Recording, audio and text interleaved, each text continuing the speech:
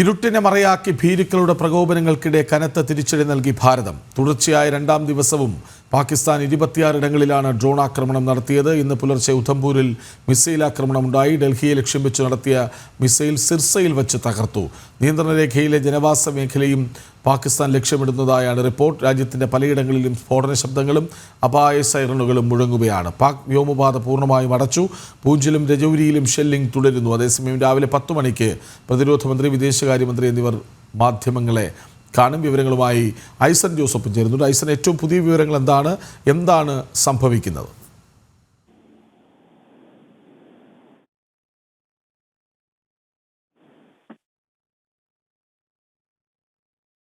വിവരങ്ങൾ എന്ന് പറയുന്നത് ഇത്തരത്തിലൊരു മിസൈൽ ആക്രമണം തുടർച്ചയായി വീണ്ടും ആക്രമണം തുടരുന്ന ഒരു സാഹചര്യം തന്നെയാണുള്ളത്. വിവിധ ഇടങ്ങളിലേക്ക് പലതരത്തിലുള്ള ആക്രമണമാണ് ഇപ്പോൾ പാകിസ്ഥാന്റെ ഭാഗത്ത് നിന്ന് ഭാരതത്തിന് നേരെ ഉണ്ടായിക്കൊണ്ടിരിക്കുന്നത് എന്നാണ് അറിയാൻ സാധിക്കുന്നത്. നേരത്തെ നമ്മൾ സൂചിപ്പിച്ചതുപോലെ ഇന്നലെ രാത്രി മുതൽ വലിയ തോതിലുള്ള ഒരു ആക്രമണം നടക്കുകയായിരുന്നു. നേരത്തെ സൂചിപ്പിച്ചതുപോലെ 26ഓളം കേന്ദ്രങ്ങളിൽ ആക്രമണം നടത്തി എന്ന വിവരങ്ങൾ ഇന്നലെ രാത്രി പുറത്തു വരികയും ചെയ്തിരുന്നു. ഇന്ന് രാവിലെയാണ് വീണ്ടും പല മിസൈലുകൾ ഭാരതത്തിന്റെ തന്ത്രപ്രധാനമായ കേന്ദ്രങ്ങളെ ലക്ഷ്യം വെക്കുന്നു പാകിസ്ഥാൻ എന്നാണ് മനസ്സിലാക്കാൻ സാധിക്കുന്നത്. അതിന്റെ ഭാഗമായി കൃത്യമായ ഒരു ആക്രമണം ഭാരതത്തിന് നേരെ നടക്കുന്നു എന്ന് തന്നെയാണ് ഇപ്പോൾ ഏറ്റവും പുതിയ വിവരങ്ങൾ അനുസരിച്ച് നമുക്ക് മനസ്സിലാക്കാൻ സാധിക്കുന്നത്. അത്തരത്തിൽ ലഭ്യമാകുന്ന സൂചനകൾ അനുസരിച്ച് ആക്രമണം തുടരാനുള്ള ഒരു സാഹചര്യം നിലനിൽക്കുന്നു എന്നും അറിയാൻ സാധിക്കുന്നുണ്ട്. ഈ ഒരു പശ്ചാത്തലത്തിൽ തന്നെയാണ് നേരത്തെ കൃഷ്ണരാജ് സൂചിപ്പിച്ചതുപോലെ രാജ്നാഥ് സിംഗിന്റെയും അതുപോലെ തന്നെ വിദേശകാര്യമന്ത്രിയുടെയും എല്ലാം തന്നെ ഒരു വാർത്താ സമ്മേളനം ഇന്ന് നിശ്ചയിക്കുകയും ചെയ്തിരിക്കുന്നത്. ഭാരതം സൈനികമായും അതുപോലെ തന്നെ നയതന്ത്രപരമായും വൻതോതിൽ മുന്നേറാനുള്ള ഒരു നീക്കം, വൻതോതിലുള്ള മുന്നേറ്റങ്ങൾ നടത്തിയ ഒരു പശ്ചാത്തലം കൂടി ഇതിന് പിന്നിലുണ്ട്. ഇതിന്റെ ഒരു ബ്രീഫിംഗ് ആയിരിക്കും നടക്കുക എന്നാണ് അറിയാൻ സാധിക്കുന്നത്. വൻതോതിൽ നടന്ന ഈ ആക്രമണത്തിനെ അതിശക്തമായി തിരിച്ചടിക്കേണ്ട ഒരു അനിവാര്യത നിലനിൽക്കുന്നു എന്ന് തന്നെയാണ് മനസ്സിലാക്കാനും സാധിക്കുന്നത്. ഇക്കഴിഞ്ഞ ദിവസം നടന്ന ആക്രമണങ്ങളുടെ പശ്ചാത്തലത്തിൽ വലിയ തോതിൽ തിരിച്ചടിക്കാനുള്ള ഒരു സന്നാഹങ്ങൾ പാകിസ്ഥാൻ കൂട്ടുന്നു എന്ന സൂചനകളെല്ലാം തന്നെ പുറത്തുവരികയും ചെയ്തിരുന്നു. എന്നാൽ ഇത്തരത്തിലുള്ള സന്നാഹങ്ങൾ ഒരുക്കുന്നതിനെ പാകിസ്ഥാന്റെ പ്രതിരോധ സംവിധാനങ്ങളും അതുപോലെ തന്നെ ഈ ആക്രമണ സംവിധാനങ്ങളും കാര്യക്ഷമമായി പ്രവർത്തിക്കുന്ന സാഹചര്യമില്ല എന്ന റിപ്പോർട്ടുകളാണ് നേരത്തെ പുറത്തു വന്നതെങ്കിൽ വീണ്ടും ചില മിസൈൽ ആക്രമണങ്ങളെല്ലാം തന്നെ ചിലയിടങ്ങളിൽ നിന്നും നടത്താനുള്ള ഒരു ശേഷി പാകിസ്ഥാൻ ഉണ്ട് എന്ന് തെളിയിക്കുന്ന ഒരു സംവിധാനമാണ് അല്ലെങ്കിൽ ഒരു അവസ്ഥയാണ് ഇപ്പോൾ ഉള്ളത് എന്നാണ് അറിയാൻ സാധിക്കുന്നത്. അതുകൊണ്ട് തന്നെ അടിയന്തരമായി ഈ വിഷയത്തിൽ ഒരു ഇടപെടൽ നടത്തേണ്ടത് ഏത് രീതിയിലാണ് എന്നത് സംബന്ധിച്ചുള്ള ആലോചനയാണ് കേന്ദ്ര സർക്കാർ നടത്തിക്കൊണ്ടിരിക്കുന്നത്. ഒരുപക്ഷെ ഭാരതം അതിശക്തമായി തിരിച്ചടിക്കാനും വലിയൊരു യുദ്ധത്തിലേക്ക് തന്നെ കാര്യങ്ങൾ പോകാനുമുള്ള സാധ്യത ഒട്ടും തള്ളിക്കളയാനാവില്ലെന്നാണ് ഇപ്പോൾ സൂചനകളിൽ നിന്നെല്ലാം തന്നെ നമുക്ക് മനസ്സിലാക്കാൻ സാധിക്കുന്നത്. ജമ്മുകാശ്മീരിലും അതുപോലെ തന്നെ മറ്റു പ്രദേശങ്ങളിലും നടന്ന ആക്രമണം എന്നതിനപ്പുറം അത് രാജസ്ഥാനിലേക്കും അതുപോലെ തന്നെ ഗുജറാത്തിലേക്കും ലക്ഷ്യം വെക്കുന്നു എന്നാണ് ഏറ്റവും ഗൗരവമായ ഒരു വിഷയമായി കണക്കാക്കപ്പെടുന്നത്. അന്നേരം ഒരു സാഹചര്യം ഗുജറാത്തിന്റെയും മഹാരാഷ്ട്രയുടെയും രാജസ്ഥാന്റെ പ്രദേശങ്ങളിലെല്ലാം തന്നെ ആ മേഖലകൾ വളരെ തന്ത്രപ്രധാനമായ മേഖലകളാണ്. നേരത്തെ നമ്മൾ സൂചിപ്പിച്ചതുപോലെ ഗുജറാത്ത്, അഹമ്മദാബാദ് എല്ലാം തന്നെ വലിയ വ്യാവസായിക നഗരങ്ങൾ കൂടിയാണ്. അത്തരത്തിലുള്ള വ്യാവസായിക ഔട്ട്ഫിറ്റുകളെ ആ മേഖലയിലുള്ള സുരക്ഷാ സംവിധാനങ്ങളെ സംരക്ഷിക്കുന്നതിന് വേണ്ടിയുള്ള എയർഫോഴ്സ് കമാൻഡുകൾ ആ പ്രദേശത്തുണ്ട്. അത് ഏറ്റവും പ്രധാനമായും ഭീഷണിയായി കണക്കിലെടുക്കുന്ന ഭീഷണി എന്ന് പറയുന്നത് പാകിസ്ഥാന്റെ ഭീഷണി തന്നെയാണ്. ആ ഒരു പശ്ചാത്തലത്തിലാണ് അവിടെയുള്ള എയർഫോഴ്സ് കമാൻഡുകളെല്ലാം തന്നെ പ്രതിരോധ സംവിധാനങ്ങൾ ഒരുക്കുന്നതും അതിന്റെ പ്രവർത്തനങ്ങൾ നിശ്ചയിക്കുകയും ചെയ്യുന്നത്. ഈ ഒരു പശ്ചാത്തലത്തിലാണ് ആ പ്രദേശങ്ങളിലേക്ക് ആക്രമണം നടത്താനുള്ള ഒരു നീക്കം നടത്തുന്നു എന്ന സൂചന വളരെ കൃത്യമായി ലഭ്യമായതും പല മുന്നറിയിപ്പുകൾ നൽകേണ്ട ഒരു പശ്ചാത്തലമുണ്ടായതും ഗുജറാത്ത് മുഖ്യമന്ത്രി ഉൾപ്പെടെ അടിയന്തരമായി ഇടപെട്ട് ചില നടപടികളിലേക്ക് നീങ്ങുന്ന ഒരു സാഹചര്യം ഇന്നലെ തന്നെ കാണുകയും ചെയ്തു. ഈ ഒരു ഭീഷണി നിലനിൽക്കുന്നു എന്നൊരു യാഥാർത്ഥ്യമുണ്ട്. അത്തരത്തിലൊരു ഭീഷണി നിലനിൽക്കുന്ന പശ്ചാത്തലത്തിൽ അടിയന്തരമായ ഒരു നീക്കങ്ങൾക്ക് ഒരുക്കുക എന്ന ഒരു തീരുമാനം കൂടി ഭാരതത്തിന്റെ ഭാഗത്തു നിന്ന് ഇപ്പോൾ ഉണ്ടായിട്ടുണ്ട് എന്നാണ് മനസ്സിലാക്കാൻ സാധിക്കുന്നത്. ഇന്ന് വരെ നടന്ന സൈനിക നീക്കങ്ങളുടെയും നയതന്ത്ര നീക്കങ്ങളുടെയും ഒരു ബ്രീഫിംഗ് ആയിരിക്കും ഇരു നേതാക്കളും നൽകുക എന്ന് വാർത്താ സമ്മേളനത്തിലെങ്കിൽ കൂടി പ്രതീക്ഷിക്കുന്നത് പാകിസ്ഥാനെതിരായ ശക്തമായ ചില ആക്രമണങ്ങൾ ഉണ്ടാകാനുള്ള അല്ലെങ്കിൽ നടപടികൾ ഉണ്ടാകാനുള്ള സാധ്യതയുണ്ട്. ഇന്നലെ IMF ൽ നിന്നും വായ്പ ലഭ്യമാകുന്നത് സംബന്ധിച്ച കൃത്യമായ ഒരു നീക്കം ഭാരതം നടത്തിയിരുന്നു. ആ നീക്കത്തിൽ IMF ഭാരതത്തിന്റെ നിലപാടുകൾ, അതായത് IMF നൽകുന്ന തുക പാകിസ്ഥാൻ ഭാരതത്തിനെതിരായി ഭീകരപ്രവർത്തനം നടത്തുന്നതിന് ദുരുപയോഗം ചെയ്യുന്നുവെന്ന കൃത്യമായ ഒരു ആരോപണം ഭാരതം മുന്നോട്ട് വയ്ക്കുകയും ചെയ്തിരുന്നു. ഇതിനെ ഉപോത്പാദകമായ തെളിവുകളെല്ലാം തന്നെ നൽകുകയും ചെയ്തിരുന്നു. അതിന്റെ പശ്ചാത്തലത്തിൽ ഭാരതത്തിന്റെ നിലപാട് IMF പ്രത്യേകം രേഖപ്പെടുത്തുകയും അതുപോലെ തന്നെ ഈ പാകിസ്ഥാനെ ധനസഹായം നൽകുന്ന കാര്യം സംബന്ധിച്ചുള്ള വോട്ടെടുപ്പിൽ നിന്ന് ഭാരതം വിട്ടുനിൽക്കുകയും ചെയ്തിരുന്നു. എങ്കിലും പാകിസ്ഥാനെ ലഭ്യമാകുന്ന $1 ബില്യൺ ധനസഹായം പാകിസ്ഥാൻ ഉറപ്പാക്കുകയും ചെയ്തിട്ടുണ്ട്. ഇത് സംബന്ധിച്ച് ഈ ഇത്തരത്തിൽ തുകകൾ ലഭ്യമാക്കുമ്പോൾ അത് പാകിസ്ഥാൻ ഭാരതത്തിനെതിരായി ഉപയോഗിക്കുന്നു എന്ന് കൃത്യമായി ബോധ്യപ്പെടുത്താൻ IMF ഉൾപ്പെടെയുള്ള അന്താരാഷ്ട്ര ഫോറങ്ങളെ ബോധ്യപ്പെടുത്താൻ വളരെ കൃത്യമായി ഭാരതത്തിന് സാധിച്ചിട്ടുണ്ട് എന്നത് മറ്റൊരു യാഥാർത്ഥ്യം കൂടിയാണ്. ഇത്തരത്തിലുള്ള ശരി, ഞാൻ ഐസറിലേക്ക് വരാം. ഗൗതം അനന്തനാരായണൻ വീണ്ടും ചേരുന്നുണ്ട്. ഗൗതം, ഏറ്റവും ഒടുവിൽ നമ്മൾ കേട്ടത് ശ്രീനഗറിൽ 2 പാക് പോർ വിമാനങ്ങൾ ഭാരത സൈന്യം തകർത്തു എന്നതാണ്. മറ്റൊന്ന് ക്ഷേത്രത്തിന് നേരെ ആക്രമണം ഉണ്ടായി എന്നാണ്. ജമ്മുവിലെ ശംഭു ശിവക്ഷേത്രത്തിൽ നേരെ ആക്രമണം ഉണ്ടായി, അവിടെ കേടുപാടുകൾ സംഭവിച്ചു എന്ന വാർത്തയാണ് വന്നത്. അതായത് ജമ്മു കേന്ദ്രീകരിച്ച് വലിയ നീക്കങ്ങൾക്ക് പാകിസ്ഥാൻ ശ്രമിക്കുന്നു, അത് പാക് സൈന്യം നടത്താൻ ശ്രമിക്കുന്നു, അത് ഭാരത സൈന്യം തകർക്കുന്നു. ഏറ്റവും പുതിയ വിവരങ്ങൾ എന്താണ്? കൃഷ്ണജെ, ജമ്മുവിലെ ഒരു പുരാതന ക്ഷേത്രത്തിനും ഇപ്പോൾ കേടുപാടുകൾ സംഭവിച്ചിരിക്കുകയാണ് ഈ പാകിസ്ഥാന്റെ ആക്രമണത്തിൽ. അതുപോലെ തന്നെ കഴിഞ്ഞ ദിവസം ഗുരുദ്വാര പൂഞ്ചിൽ പൂർണ്ണമായി തകർന്നിരുന്നു. അതോടൊപ്പം ഒരു ക്രിസ്ത്യൻ മിഷണറി സ്കൂള് പൂഞ്ചിൽ പാകിസ്ഥാന്റെ ഷെല്ലാക്രമണത്തിൽ തകർന്നു. ഇതെല്ലാം കഴിഞ്ഞ ഒരു 28 മണിക്കൂറിനകത്ത് നടന്നിരിക്കുന്ന സംഭവങ്ങളാണ്.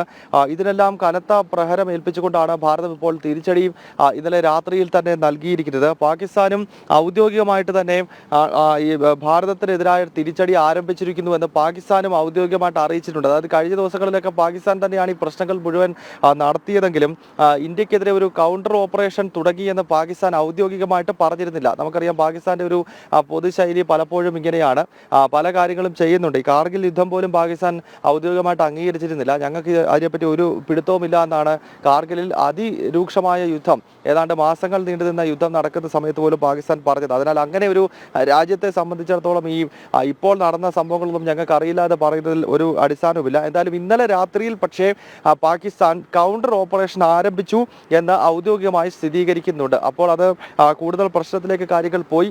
ഉടൻ തന്നെ ഭാരതം ശക്തമായ പ്രത്യാക്രമണം നടത്തി. 3 എയർബേസുകൾ പാകിസ്ഥാന്റേത് നമ്മൾ അടിച്ചു എന്നാണ് പറയുന്നത്. റാവൽപിണ്ടിയിലാണെന്ന്.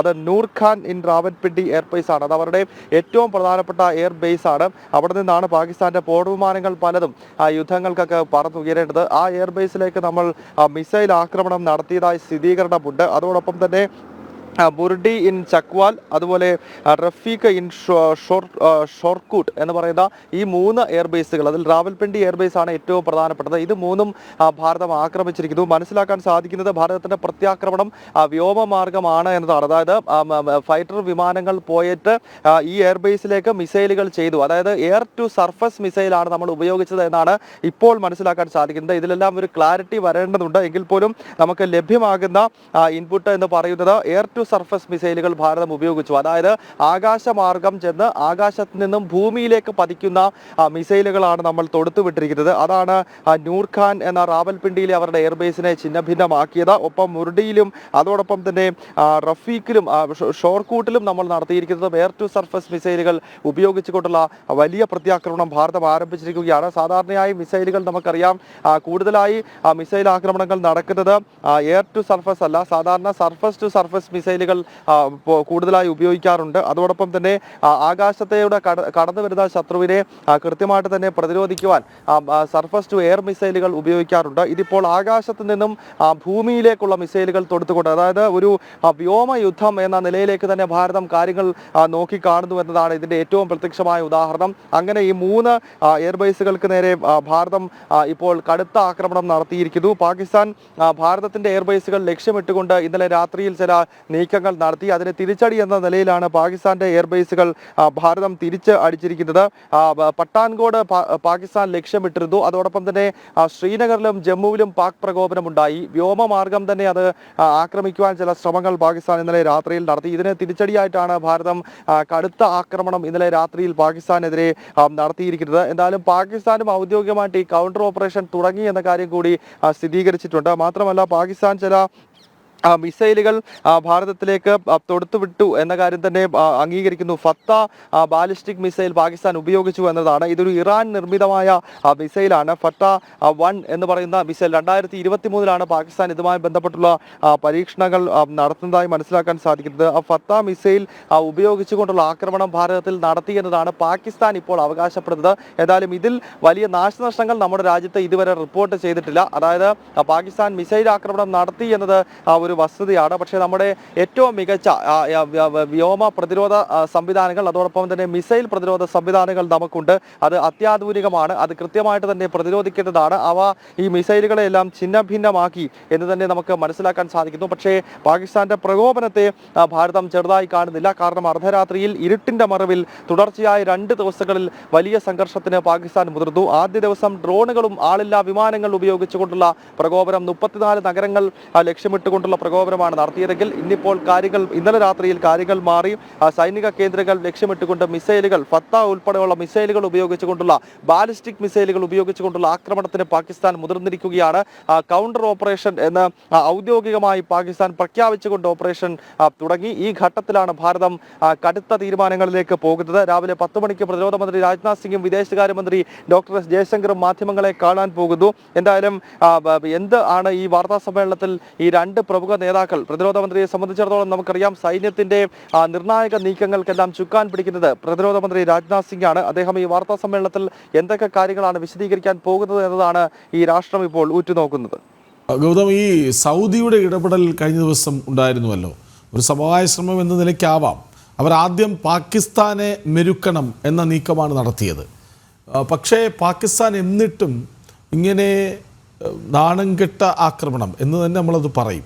അവരിങ്ങനെ തുടരുന്നുവെങ്കിൽ ഈ സൗദിയുടെ ഇടപെടൽ കൊണ്ട്, ഒരുപക്ഷെ സൗദി ഇടപെടണമെന്ന് ആഗ്രഹിച്ചത് ഒരുപക്ഷെ അമേരിക്ക പോലും ആകാം, എങ്കിലും അതുണ്ടായില്ല. ഒരുപക്ഷെ പാകിസ്ഥാൻ ഇങ്ങനെ നീങ്ങുന്നു എങ്കിൽ ഇനിയും വെറുതെ ഇരിക്കാൻ ഞങ്ങൾക്ക് മനസ്സില്ല എന്ന പ്രഖ്യാപനമാകും വാർത്താ സമ്മേളനത്തിൽ ഉണ്ടാകുക എന്നാണ് കരുതേണ്ടത്. കൃഷ്ണജയ, അങ്ങനെ തന്നെ വേണം മനസ്സിലാക്കാൻ. കാരണം ആ രീതിയിലുള്ള ഒരു വലിയ തോതിലുള്ള ഒരു നീക്കം ഭാരതത്തിന്റെ ഭാഗത്ത് നിന്ന് ഉണ്ടായേക്കാം. കാരണം ഇന്നലെ രാത്രിയിൽ ഉണ്ടായിട്ടുള്ള പ്രത്യാക്രമണത്തിൽ ശക്തമായ രീതിയിലുള്ള തിരിച്ചടികൾ ഭാരതത്തിന്റെ ഭാഗത്ത് നിന്ന് ഉണ്ടായിട്ടുണ്ട്. അക്കാര്യങ്ങൾ കൃത്യമായിട്ട് തന്നെ വിശദീകരിക്കുകയാകും ഇന്നത്തെ വാർത്താ സമ്മേളനത്തിലൂടെ പ്രതിരോധ മന്ത്രി രാജ്നാഥ് സിംഗും വിദേശകാര്യമന്ത്രി ഡോക്ടർ എസ് ജയശങ്കറും ശ്രമിക്കുന്നത് എന്ന് തന്നെ മനസ്സിലാക്കാൻ സാധിക്കുന്നുണ്ട്. ഇപ്പോൾ നമുക്ക് ലഭ്യമാകുന്ന വിവരം ഈ പാകിസ്ഥാന്റെ 4 എയർബേസുകൾ ഭാരതം ആക്രമിച്ചു എന്നതാണ്. നേരത്തെ നമ്മൾ 3 എന്നാണ് പറഞ്ഞതെങ്കിൽ 4 എണ്ണം ആക്രമിച്ചു എന്നത് സംബന്ധിച്ചുള്ള സ്ഥിരീകരണം ദേശീയ വാർത്താ ഏജൻസി ഇപ്പോൾ നൽകുന്നുണ്ട്. എന്തായാലും ഇന്നത്തെ ഈ വാർത്താ സമ്മേളനം വളരെ നിർണായകമാണ്. അതിൽ കാര്യങ്ങൾ കൃത്യമായിട്ട് തന്നെ പ്രതിരോധ മന്ത്രിയും വിദേശകാര്യമന്ത്രിയും വിശദീകരിക്കും. ഇതൊരു യുദ്ധത്തിലേക്ക് തന്നെ കാര്യങ്ങൾ പോകുന്നു എന്നതാണ് ഇപ്പോൾ നമുക്ക് ലഭ്യമാകുന്ന വിവരം എന്ന് പറയുന്നത്. കാരണം കടുത്ത പോരാട്ടം അതിർത്തിയിലും അതോടൊപ്പം തന്നെ ആകാശമാർഗവും ആരംഭിച്ചു കഴിഞ്ഞിരിക്കുന്നു. തുടർച്ചയായ 2 രാത്രികൾ അസ്വസ്ഥമായിരുന്നു എന്ന കാര്യത്തിൽ യാതൊരു സംശയവുമില്ല. അതിനാൽ ഈ രാത്രികാലങ്ങളിൽ നടക്കുന്ന ആക്രമണങ്ങൾ, ഒരുപക്ഷെ ഇന്നത്തെ രാത്രിയിൽ ഇതിന്റെ തുടർ നീക്കങ്ങൾ പാകിസ്ഥാന്റെ ഭാഗത്ത് നിന്ന് ഉണ്ടാവുകയാണെങ്കിൽ കനത്ത രീതിയിലുള്ള പ്രഹരം വീണ്ടും ഭാരതം ഏൽപ്പിക്കും. ഇതോടുകൂടി ഇതൊരു ഔദ്യോഗിക യുദ്ധപ്രഖ്യാപനം എന്ന നിലയിലേക്ക് കാര്യങ്ങൾ പോകും. ഈ 10 മണിക്ക് നടക്കുന്ന വാർത്താ സമ്മേളനത്തിൽ രാജ്നാഥ് സിംഗും ഡോക്ടർ എസ് ജയശങ്കറും ഇന്നലെ രാത്രിയിൽ എന്താണ് സംഭവിച്ചത് എന്നതിനെ പറ്റിയുള്ള ഭാരതത്തിന്റെ വിശദീകരണങ്ങൾ കൃത്യമായി നൽകും. ഇന്നലെ വൈകിട്ട് 5:30 അവസാനമായി കേന്ദ്ര സർക്കാരിന്റെയും സൈന്യത്തിന്റെയും വാർത്താ സമ്മേളനം നടന്നത്. അതിൽ രൂക്ഷമായ വിമർശനം പാകിസ്ഥാനെതിരെ ഭാരതം ഉയർത്തിയിരുന്നു. പ്രധാനമായും 2 വിഷയങ്ങളാണ് ഭാരതം ചൂണ്ടിക്കാണിച്ചത്. അതൊന്ന്, വ്യോമപാത പോലും അടയ്ക്കാതെ മറ്റ് സിവിലിയൻ വിമാനങ്ങളെ ഭാരതത്തിന്റെ പ്രത്യാക്രമണം നടക്കുന്ന ഘട്ടത്തിൽ ഈ മറ്റ് യാത്രാ വിമാനങ്ങളെ കവചമാക്കിക്കൊണ്ട് പാകിസ്ഥാൻ ആ ആക്രമണങ്ങളെ പ്രതിരോധിക്കാൻ ശ്രമിച്ചു എന്ന വളരെ ഗുരുതരമായ ഒരു വിഷയമുണ്ട്. എയർ സ്പേസ് അടയ്ക്കാതെ ആകാശമാർഗമുള്ള ആക്രമണത്തിന് പാകിസ്ഥാൻ മുതിർന്നത് അന്താരാഷ്ട്ര തലത്തിൽ തന്നെ ഭാരതം വരുന്ന ദിവസങ്ങളിൽ ഉയർത്തിക്കാണിക്കുമെന്ന കാര്യത്തിൽ യാതൊരു സംശയവുമില്ല. അതോടൊപ്പം തന്നെ മറ്റൊരു വിഷയം, ഈ ഗുരുദ്വാരകളും ഭാരതത്തിലെ ആരാധനാലയങ്ങളും ആക്രമിക്കുന്ന പാകിസ്ഥാന്റെ പദ്ധതിയാണ്. ഇത് വളരെ ശ്രദ്ധിക്കേണ്ട ഒരു വിഷയമാണ്. അതായത് ഞാൻ പാകിസ്ഥാനിലെ ഈ മാധ്യമങ്ങളും മറ്റും പരിശോധിക്കുന്ന ഘട്ടത്തിൽ മനസ്സിലായ ഒരു കാര്യം, ഈ പാകിസ്ഥാൻ അവിടെ നടത്തിക്കൊണ്ടിരിക്കുന്ന ഒരു പ്രചരണം ഭാരതത്തിലെ ആരാധനാലയങ്ങൾ ഭാരതത്തിന്റെ സൈന്യം തന്നെ തകർക്കുന്നു എന്നുള്ളതാണ്. ഒന്ന് ഓർക്കുക, എത്രത്തോളം വലിയ കള്ളപ്രചരണമാണ് നടത്തിക്കൊണ്ടിരിക്കുന്നത് എന്നുള്ളത്. ഗുരുദ്വാരകൾ ഭാരതം തന്നെ തകർക്കുന്നുവെന്നും ക്ഷേത്രങ്ങൾക്കും നേരെ മറ്റും ആക്രമണം ഇന്ത്യൻ സൈന്യം തന്നെ നടത്തുന്നു എന്നുള്ള വലിയ കള്ളപ്രചരണം പാകിസ്ഥാൻ അവിടെ നടത്തുകയാണ്. പാകിസ്ഥാൻ സൈന്യത്തെ അനുകൂലിക്കുന്നതായ മാധ്യമങ്ങൾ ഈ രീതിയിലുള്ള കള്ളപ്രചരണം ഇപ്പോൾ പാകിസ്ഥാനിൽ ഏറ്റെടുത്തിട്ടുണ്ട്. ഇന്നലെ ഇക്കാര്യം വാർത്താ സമ്മേളനത്തിൽ ഭാരതം കൃത്യമായി തന്നെ ചൂണ്ടിക്കാണിച്ചിരുന്നു. വിദേശകാര്യ സെക്രട്ടറി തന്നെയാണ് ഇക്കാര്യം പറഞ്ഞത്. പൂഞ്ചിൽ ഉൾപ്പെടെ ഗുരുദ്വാര തകർത്തതിന് ശേഷം പാകിസ്ഥാൻ ആ നാട്ടിൽ നടത്തിക്കൊണ്ടിരിക്കുന്ന പ്രചരണം സിഖ് സമൂഹത്തിനെതിരെ ഭാരതം തന്നെ നടത്തുന്ന ആക്രമണമാണ് എന്നുള്ളതാണ്. എന്തായാലും ഇത്തരം കള്ളപ്രചരണങ്ങളെയും ഒപ്പം ഈ ഈ വ്യോമപാത ഉൾപ്പെടെ അടയ്ക്കാതെ ഭാരതം പ്രത്യാക്രമണം നടത്തുന്ന ഘട്ടത്തിൽ ഉൾപ്പെടെ മറ്റ് യാത്രാവിമാനങ്ങളെ കവചമാക്കി ഉപയോഗിച്ചുകൊണ്ട് അതിനെ പ്രതിരോധിക്കാനൊക്കെ ശ്രമിക്കുന്ന നീക്കത്തെ രൂക്ഷമായ ഭാഷയിൽ ഇന്നലത്തെ വാർത്താ സമ്മേളനത്തിൽ ഭാരതം വിമർശിച്ചതാണ്. എന്തായാലും ഇന്ന് രാവിലെ 10 മണിക്ക് നടക്കാൻ പോകുന്ന ഈ വാർത്താ സമ്മേളനത്തിലും സമാനമായ രീതിയിലുള്ള രൂക്ഷമായ വിമർശനം പാകിസ്ഥാനെതിരെ ഉയരും. ഒപ്പം ഏറ്റവും ശ്രദ്ധേയമാകുന്നത് ഇന്നലെ രാത്രിയിൽ നടന്നിട്ടുള്ള ഭാരതത്തിന്റെ ഓപ്പറേഷൻ സംബന്ധിച്ചാണ്. പാകിസ്ഥാന്റെ 4 എയർബേസുകൾ ഇതിനകം തന്നെ ഭാരതം തകർത്തിരിക്കുന്നു. റാവൽപിണ്ടിയിലെ ഏറ്റവും തന്ത്രപ്രധാനമായ എയർബേസ് ഉൾപ്പെടെ ഇപ്പോൾ പാകിസ്ഥാൻ തകർത്തിരിക്കുകയാണ്.